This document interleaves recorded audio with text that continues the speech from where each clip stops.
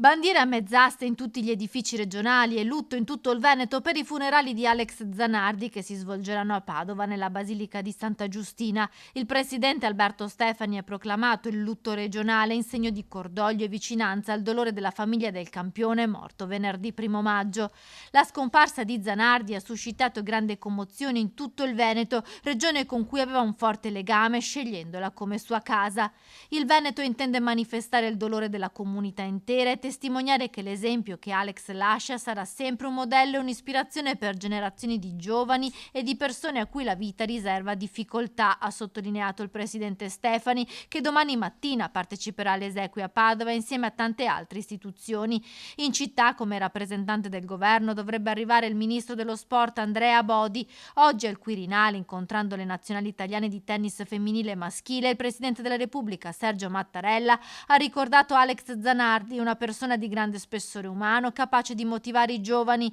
Zanardi non soltanto richiama affetto ed ammirazione, ma anche un futuro di riconoscenza. Queste sono le figure che illuminano il nostro sport e danno il senso dell'importanza dello sport nella società, ha detto Mattarella.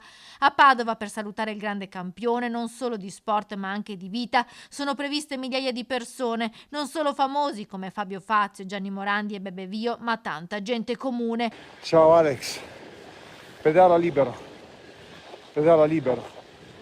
per l'universo. Ad officiare il funerale Don Marco Pozza, il cappellano del carcere di Padova, con cui Zanardi aveva un rapporto di profonda amicizia. Insieme a Don Marco ci sarà anche padre Federico Lauretta della Basilica di Santa Giustina. Previsto anche un maxi schermo. Il feretro intorno alle 10:30 di domani mattina lascerà la struttura dell'OIC della Mandria, dove Zanardi era ricoverato da tempo, protetto dalla famiglia che in questi anni ha sempre custodito la privacy del campione dopo l'incidente in Toscana con l'handbike nel giugno del 2020. L'ultimo viaggio di Alex tra l'abbraccio dei tanti a cui lui ha insegnato il coraggio e la forza di vivere. Much more than this, I did it my way. Alessandro Zanardi.